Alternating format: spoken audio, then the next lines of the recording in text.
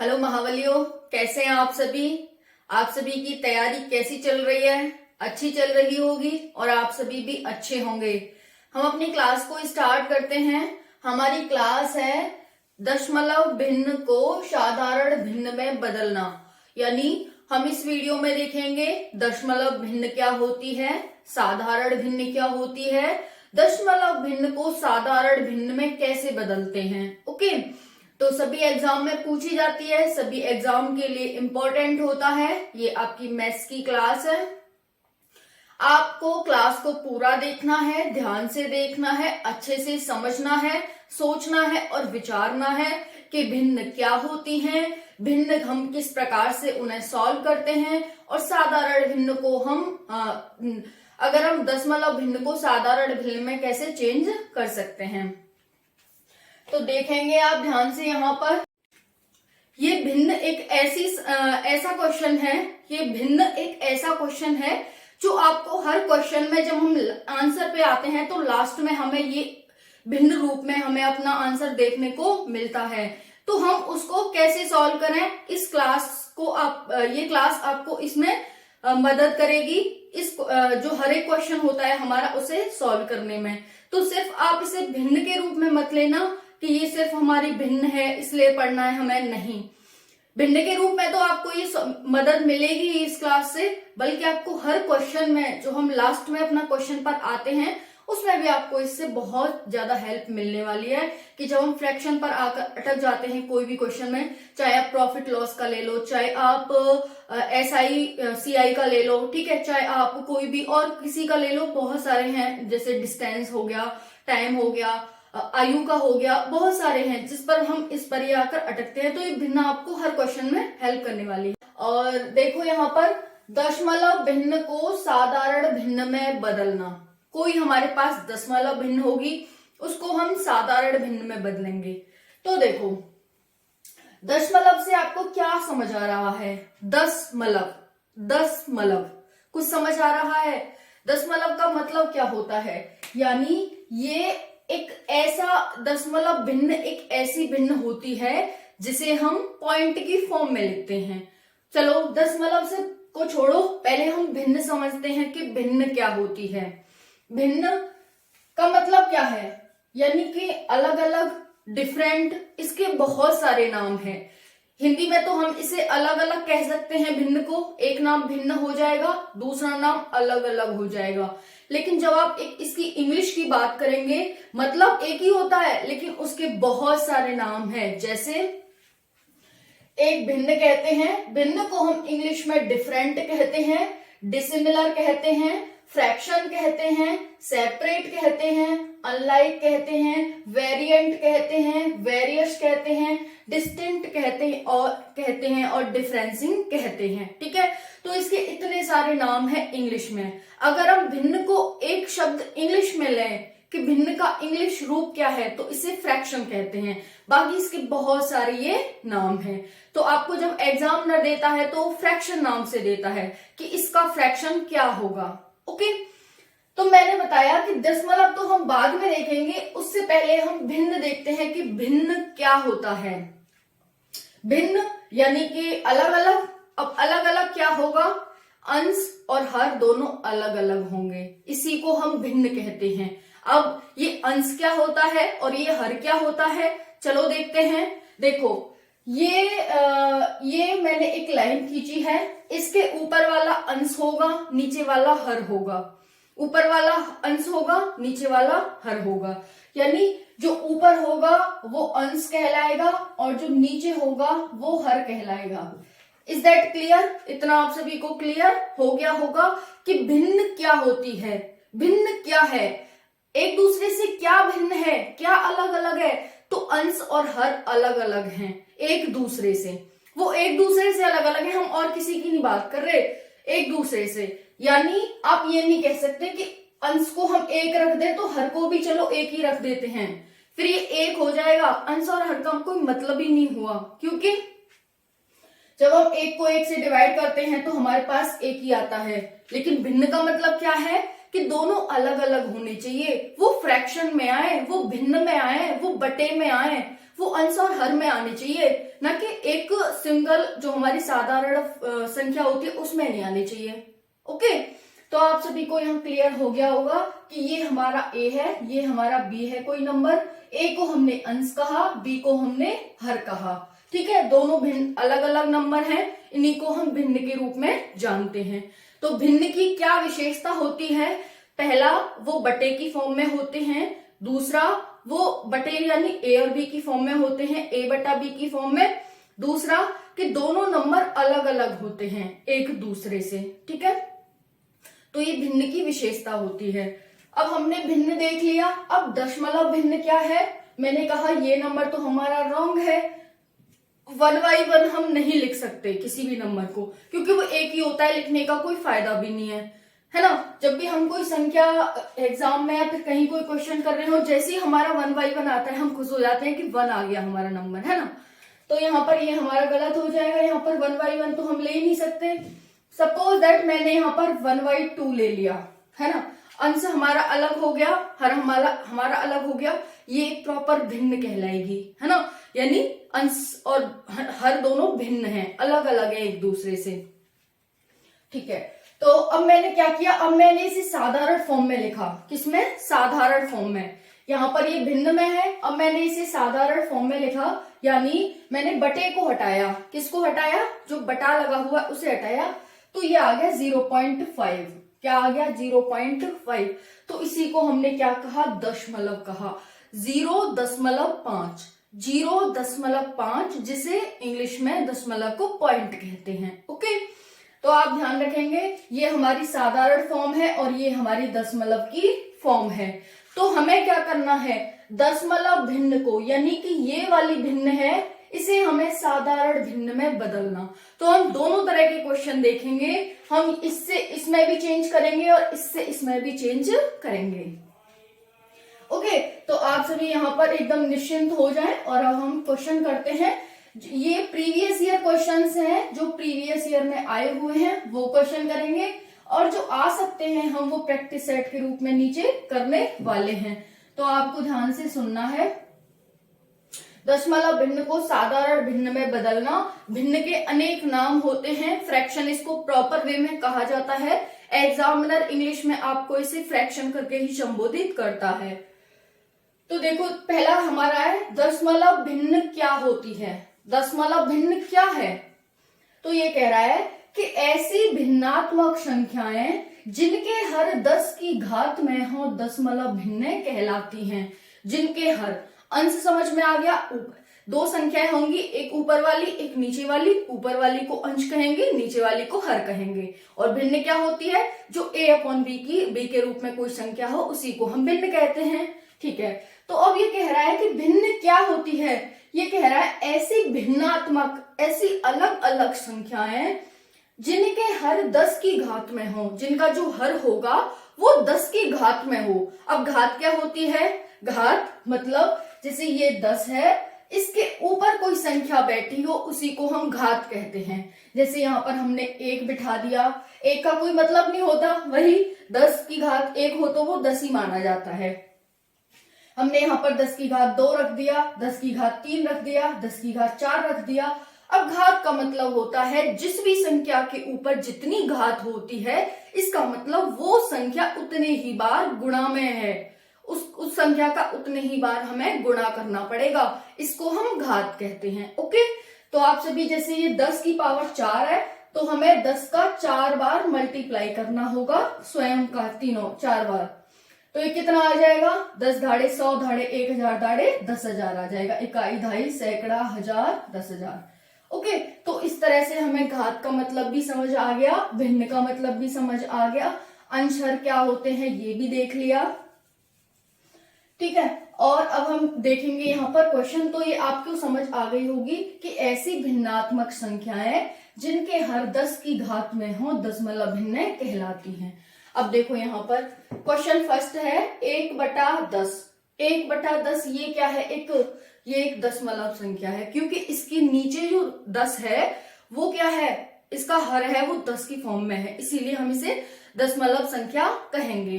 वहीं पर 2/100 क्या है? इसके जो हर है वो 10 की घात में है, इसे हम कितना ले सकते हैं घात में, 10 की पावर 2, है ना। वैसे इसे 10 की पावर 3, जितनी जीरो होंगी उतने ही 3 लगा सकते हैं आप। ये जो 10 का मल्टीपल होता है उसमें ये हमें एक एडवांटेज मिल जाता है। वैसे ये 10 की फॉर्म में है तो इन्हें हम दशमलव संख्याएं कहेंगे, ठीक है। तो अब हमें ना सॉल्व करते हैं, ठीक है। दशमलव संख्या तो है लेकिन दशमलव हमें दिखाना पड़ेगा ना, जब भी तो कही जाएंगी। अभी ये साधारण फॉर्म में है, अब हमें ना दशमलव में बदलना है, ठीक है। ये क्या है, साधारण फॉर्म में है। अब हम इन्हें दशमलव में बदलेंगे। कैसे बदलते हैं देखो, अब एक ऊपर है 10 नीचे है, इसका मतलब क्या है, जब हम इसे सादा दशमलव में बदलेंगे इसका मतलब है हम 10 का भाग 1 में करेंगे। क्या आप 10 का भाग 1 में कर सकते हो, नहीं कर सकते। इसका मतलब क्या करेंगे, हमने यहाँ पर 10 लिख लिया, ये हमारा, क्योंकि ये हमारा अंश है, ये हमारा हर है, हर का ही हम भाग करते हैं अंश में। लिख लिया, नहीं जाएगा तो आप क्या करेंगे, क्योंकि जब हम भाग करते हैं तो हमें भाग जिस संख्या से दे रहे हैं उससे बड़ी संख्या सही चाहिए जिसमें हम भाग दे रहे हैं, ठीक है। जिस संख्या से हम भाग दे रहे हैं और जिस संख्या में दे रहे हैं, जिस संख्या के द्वारा हम भाग दे रहे हैं उससे बड़ी संख्या हमें चाहिए होती है यहाँ पर। तो यहाँ पर तो है नहीं, तो अब हम क्या करेंगे, अब हम करेंगे यहाँ पर एक जीरो बढ़ाएंगे। जब यहाँ पर एक जीरो बढ़ाते हैं तो हम यहाँ पर भी एक जीरो बढ़ा लेते हैं, ओके। और जब हम यहाँ पर जीरो बढ़ाते हैं तो जीरो के बाद एक पॉइंट लगाते हैं, एक पॉइंट लगा लिया। यहाँ पर नहीं लगाएंगे, 10 एकम 10 कर दिया, ठीक है, कट गई पूरी संख्या।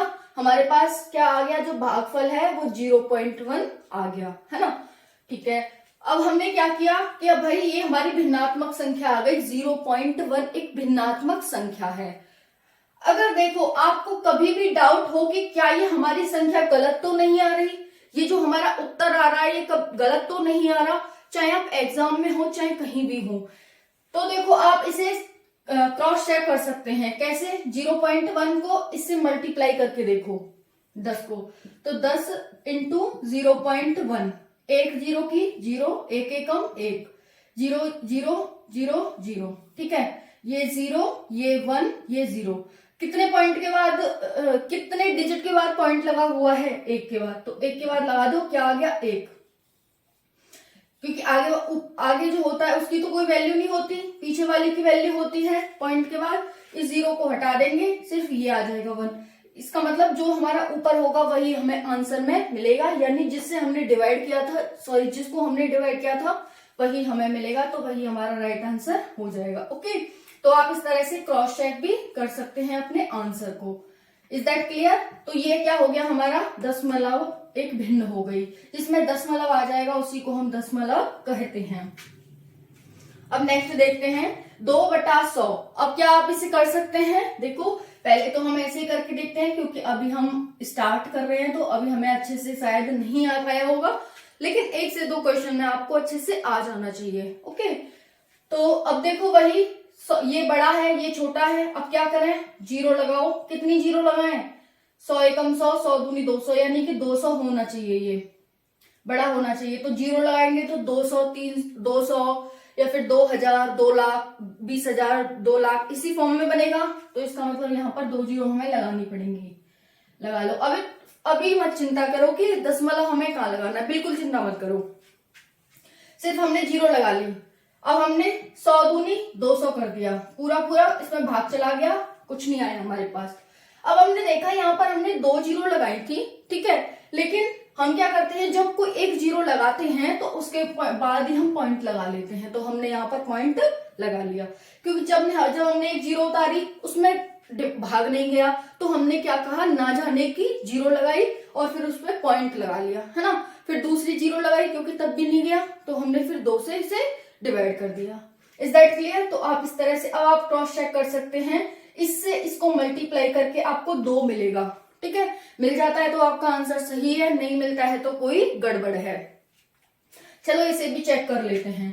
ये 100 है, ये 0.02 है, 2 जीरो की जीरो, 2 जीरो की जीरो, 2 एकम 2, 0 0 0 0 0 0, ओके, 0 0 2 0, 2 के बाद है 2 आया ना हमारा, पहले वाले की तो कोई वैल्यू नहीं, 2 आया, ये दोनों हट जाएंगी, तो ये हमारा राइट आंसर है। इसका मतलब जो हमारा उत्तर आया है वो सही है एकदम।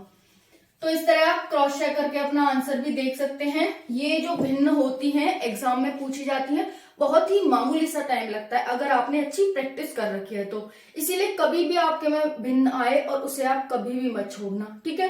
तो इसीलिए अच्छे से अच्छी प्रैक्टिस करो, वैसे ये हो जाएगा। अब इसे तो हम डायरेक्ट ही कर देंगे।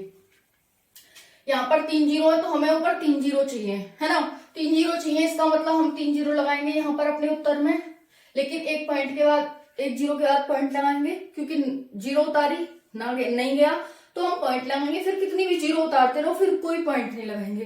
कभी भी एक संख्या में 2 पॉइंट नहीं आते हैं, ध्यान रखना, ठीक है। तो 1000 या 3000 चला जाएगा ये। तो देखो यहाँ पर एक पॉइंट के बाद, एक जीरो के बाद पॉइंट था, यहाँ पर एक जीरो के बाद पॉइंट था, यानी यहाँ पर पॉइंट के बाद 1 अंक था, पॉइंट के बाद 2 अंक थे, पॉइंट के बाद 3 अंक आए, यानी यहाँ पर 1 जीरो था, यहाँ 2 जीरो थे, यहाँ 3 जीरो थे। तो जीरो के हिसाब से हम पॉइंट लगाते हैं, ओके।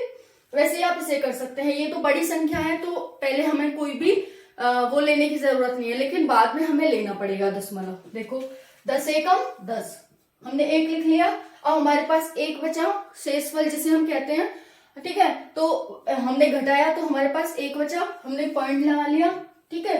10 हो गया, 10 एकम 10, तो 1.1 इसका आंसर आ जाएगा। तो जब भी आप इसकी और इसकी मल्टीप्लाई करोगे तो 11 मिलेगा आपको, ओके। वैसे इसे भी कर सकते हो। यहाँ पर देखेंगे ये बड़ा है इससे, तो एक बार 100 एकम 100, ठीक है। 10 बचेंगे, पॉइंट लगा लो, 1 जीरो बढ़ा लो, 10 एकम 10। तो जब भी आप इसको इससे मल्टीप्लाई करेंगे तो आपको 110 मिलने वाला है। कितना? 110, ओके। तो ध्यान रखना। अब देखो इसको मैं एक बार आपको बता देती हूँ। जैसे देखो ये हमारे पास था 100, हो सकता है आप इसमें कंफ्यूज हो जाओ, ये 100 एकम 100, ठीक है, 10 बचा। अब हम क्या करें, हमारे पास नहीं जा रहा तो हम क्या करेंगे, अब हमारे पास क्योंकि पहले का 1 है तो हमें जीरो नहीं लगानी, बल्कि डायरेक्ट हमें पॉइंट लिखना होगा, ठीक है। पॉइंट लगा के जीरो लगाएंगे, 100 एकम 100। अब क्या करेंगे, इसको इससे मल्टीप्लाई करो। अगर आपके पास 11 आ गया तो आपका आंसर ठीक है, सॉरी 110 आ गया तो आपका आंसर ठीक है। देखो 100 इंटू 1.1, 1 जीरो की जीरो, 1 एकम 1, 1 जीरो की जीरो, 1 जीरो की जीरो, 1 एकम 1, है ना। ये आ गया 0 0 1 1। अब हमारे पास एक पॉइंट के बाद यानी यहाँ पर हमें लगाना है और हमारा 110 आ गया। इसका मतलब जो ये हमारा सही आंसर है। तो आप सभी को ऐसे ध्यान रखना है, ओके। प्रैक्टिस हो जाएगी तो आपको ये भाग भाग देने की जरूरत नहीं है, छोटे बच्चे करते हैं, लेकिन स्टार्टिंग में तो हमें ऐसे ही समझना पड़ेगा, है ना, भिन्न को। दूसरा ऐसे ही कर सकते हैं, 10 एकम 10, बड़ी संख्या है ऊपर तो डायरेक्ट चला जाएगा, ठीक है। 2 बचेंगे, 10 दूनी 20। अगर आपके पास पहले कोई भी संख्या आ जाती है पॉइंट से पहले, जीरो को छोड़ करके 1 2, तो आपको जीरो लगाने की जरूरत नहीं है। यानी अगर हमारी ऊपर वाली संख्या जो अंश है वो बड़ा होता है तो फिर आपको जीरो लगाने की जरूरत नहीं है, क्योंकि एक बार तो वो चला ही जाएगा, फिर नहीं जाता है तो आप फिर डायरेक्ट पॉइंट लगाओ, फिर नहीं जाता है तब आप जीरो लगाएंगे, है ना। तो ध्यान रखना है, जैसे ये डायरेक्ट नहीं कटता, ये दूसरी बार हमने जो काटा है वो आपको आ जाएगा, आगे मैं बता दूंगी उस कंडीशन को, ठीक है। यहाँ पर देख सकते हैं इसको, ये छोटी है ये बड़ी है। अब क्या करें, चलो डिवाइड करके देख लेते हैं। 100 से 13 को डिवाइड करना है, 100 नहीं जाएगा, जीरो लगा लो, यहाँ पर पॉइंट लगा लो, 100 एकम 100, बचा कितना 30 बच गया। तो अब हमें जीरो लगाने की जरूरत नहीं है, डायरेक्ट हम पॉइंट है तो उसी की हम जीरो उतार लेंगे, 100 या 300, ठीक है। क्रॉस चेक कर लो इसे कि क्या हमारा आंसर ठीक है। 100 इंटू 0.13, 3 जीरो की जीरो, 3 जीरो की जीरो, 3 एकम 3, है ना।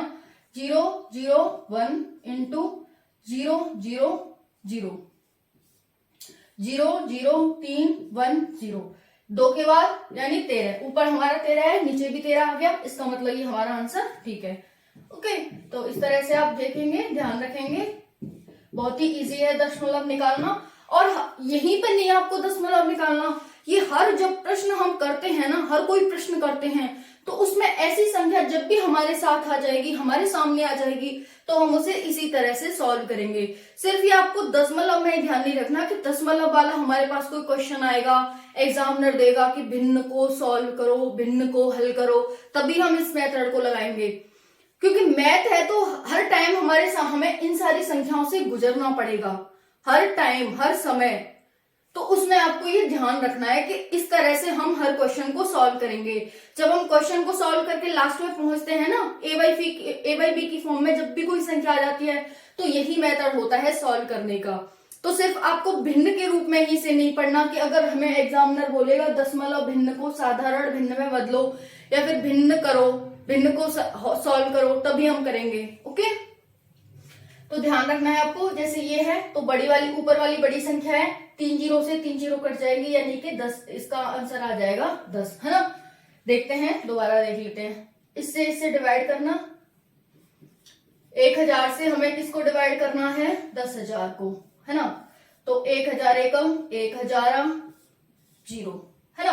तो हमें क्या बच गया यहाँ पर, क्योंकि जब हम इन दोनों को मल्टीप्लाई करेंगे तो ये आना चाहिए, तो हमने यहाँ पर जो जीरो बची थी उसे हम यहाँ लगा दिया, बस हो गया। ठीक है, तो इसका आंसर हो जाएगा हमारे पास, ये 10 भी हमने डायरेक्ट किया था और वैसे भी हमारा 10 ही आया है। तो ये हो गया हमारा भिन्न को भिन्न में हमने बदल दिया, जो हमें साधारण फॉर्म दे रखी थी उससे हमने भिन्न में बदल दिया। ओके, अब देखो नेक्स्ट देखते हैं, दशमलव भिन्न को साधारण भिन्न में बदलना। किसको, दशमलव भिन्न को। हमने ऊपर क्या किया था, ऊपर हमने किया था कि हमें साधारण भिन्न दे रखी थी, हमने उसे दशमलव भिन्न में चेंज किया।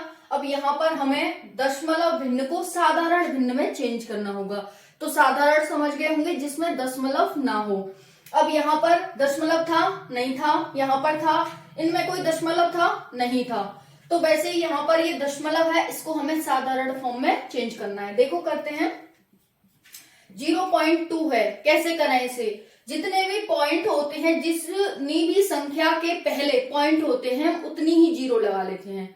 मतलब पॉइंट के बाद जितनी भी संख्याएं होती हैं उतने ही हम हर में, यानी नीचे जीरो लगा लेते हैं। तो 0.2 है, इसे आपको पहले, अब देखो जीरो का तो कोई मतलब रहा ही नहीं क्योंकि आगे है, पीछे होती तो कोई मतलब रहता। तो जीरो को हटा लो, 2 पॉइंट के बाद कितने अंक हैं, कितने डिजिट हैं, एक ही अंक है ना, तो आप क्या करेंगे, एक जीरो लगा लेंगे। अब जीरो लगाएंगे तो उससे कोई फायदा नहीं है, 10 लगाना पड़ेगा, यानी कि एक के बाद जीरो उतनी ही लगानी पड़ेंगी। तो लगा लिया हमने, ये क्या हो गई, हमारी साधारण फॉर्म हो गई, हमने दशमलव को हटा दिया। ठीक है, वैसे इसे करते हैं। इसे देखो, ये हमारे पास 3 डिजिट है, पॉइंट के बाद कितने अंक हैं, 2 अंक हैं। तो ऊपर वाली संख्या, अब यहाँ पर कोई जीरो तो है नहीं, सारी संख्या को ऐसे लिख लो। पॉइंट के बाद 2 अंक हैं तो 2 जीरो लगा लो, है ना। साधारण हमारी चेंज हो गई। वैसे इसे करते हैं, यहाँ पर देखेंगे कितने हैं, 1 2 3 4, क्योंकि पॉइंट के आगे जीरो है, कोई फायदा नहीं, कोई मतलब की नहीं है, हमारे कोई काम की नहीं है, तो हमें इन चारों को उतार लेना है। 75 हो गया। अब पॉइंट के बाद 4 अंक हैं, 4 डिजिट हैं, तो हम क्या करेंगे, 4 जीरो लगा लेंगे। लगा ली, ये हमारी साधारण फॉर्म आ गई। इतना इजी होता है। नेक्स्ट है ये वाला 1.2, तो जीरो है नहीं, दोनों को ही उतारेंगे। डिजिट के बाद 1 अंक है, यानी जो हमारा दशमलव है उसके बाद 1 अंक है, तो हम 1 जीरो लगा लेंगे। ठीक है, कट रही है, वैसे इसे काट दो, 2 छिक्के 12, 2 5 10, यानी 6/5 आ गया। Is that clear. नेक्स्ट देखते हैं ये वाला, इसको सेम ऐसे ही उतार लो, हमें डायरेक्ट देखते ही करना है, कुछ सोचना नहीं है, क्योंकि इनमें सोचना नहीं होता। 2 अंक के बाद है, ठीक है, 2 अंक है बाद में, तो हम 2 जीरो लगा लेंगे। ये हमारी, अब इसे कट रहा है, काट लो, 2 3 6, 2 एकम 2, 2 छिक्के 12, 2 5 10, और भी कट रहा है, ये हो जाएगा, और काट लो इसे, 2 एकम 2, ठीक है, और 2 5 10, 2 अट्ठे 16 25। ठीक है, अब एक ही डिजिट से नहीं बचेगा, तो हमारा ये आंसर हो जाएगा। अब इसे देखो, यहाँ पर कोई जीरो नहीं है, चारों अंकों को लिख लो, फिर 2 के बाद है, यानी 2 अंक बाद में है, तो लगा लो, फिर इसे कट रहा है तो काट लो। ठीक है, इतना, और कट रहा है तो फिर काट लो, आपका आंसर और आ जाएगा, छोटा आ जाएगा। तो इस तरह आपको काटना है, एक ही संख्या से दोनों को, हर और अंश दोनों को काटना होता है। एक ही संख्या से काटना आता होगा आपको, ठीक है। नहीं आता तो देखो हम बता देते हैं आपको कैसे काटते हैं संख्याओं को, क्योंकि वो भी बहुत जरूरी है जब हम कोई भी क्वेश्चन सॉल्व करते हैं एग्जाम में। तो काटने के माध्यम से ही एग्जामिनर हमें छोटे से छोटा क्वेश्चन देता है। तो देखो काटो, 2 तिया 6, 2 चौका 8, 2 दूनी 4, 2 एकम 2।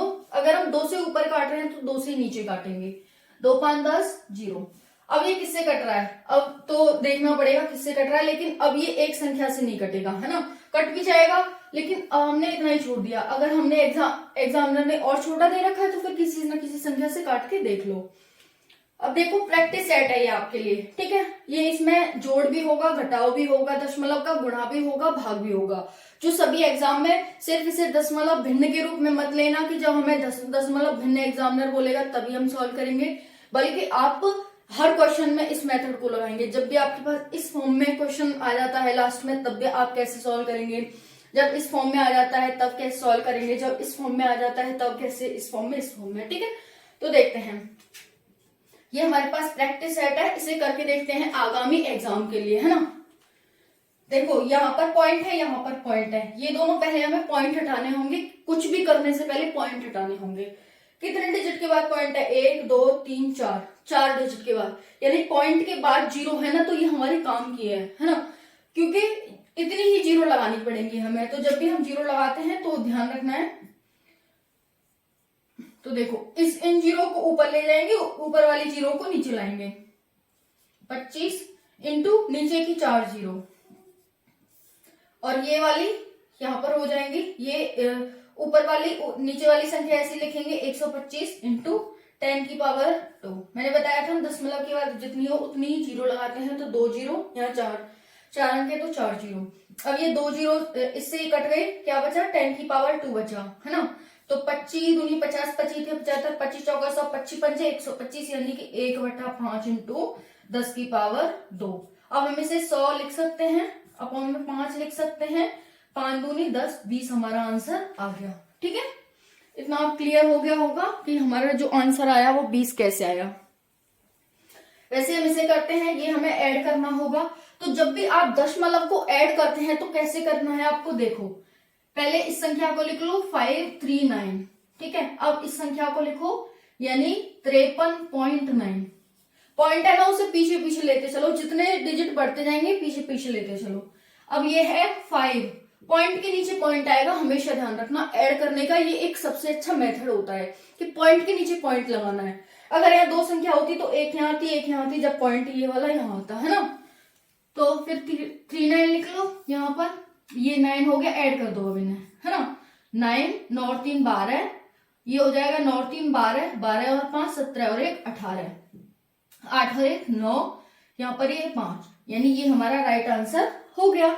अब नेक्स्ट देखते हैं, ये हमारा राइट आंसर है। आप ध्यान रखेंगे कैसे किया ये हमने, ठीक है। इस तरह से ऐड करना है आपको कि पॉइंट के नीचे पॉइंट लगाते जाना है। ये हमने संख्या लिखी, फिर यहाँ पर क्या आया 53.9, फिर हमारा आया 5.39, पॉइंट के नीचे पॉइंट लगाया, सेम हम उसे ऐड कर दिया, हमें कुछ नहीं करना। ये हमारे पास दूसरा है, यहाँ पर ये पॉइंट लगा हुआ है, कहां पर, सबसे पहले। अब इसे कैसे सॉल्व करेंगे, कुछ नहीं करना, 17 से डिवाइड करना है ना इस संख्या को, तो कर दो, 2 2 1। पॉइंट का ध्यान मत रखो, अभी सिर्फ डिवाइड करो। 17 एकम 17 इस संख्या में जाएगा, बचेंगे 5 3, 17 तिया 51। थोड़ा हमें दूर लिखना होगा क्योंकि 0 भी तो लगानी पड़ेंगी ना आगे। 17 तिया 51, है ना, आ गया इतना, ठीक है। अब कितने पॉइंट के बाद कितने अंक हैं, 4 अंक है ना, तो लगा लो यहाँ पर 4 अंक, 2 ये हो जाएंगे 1 2.0, क्योंकि 2 अंक तो ये हैं ऑलरेडी, पॉइंट के बाद 2 0 लगानी पड़ेंगी, 0 पॉइंट, इस तरह से, ठीक है। तो मैं दोबारा लिख देती हूँ इसे, 0.0013।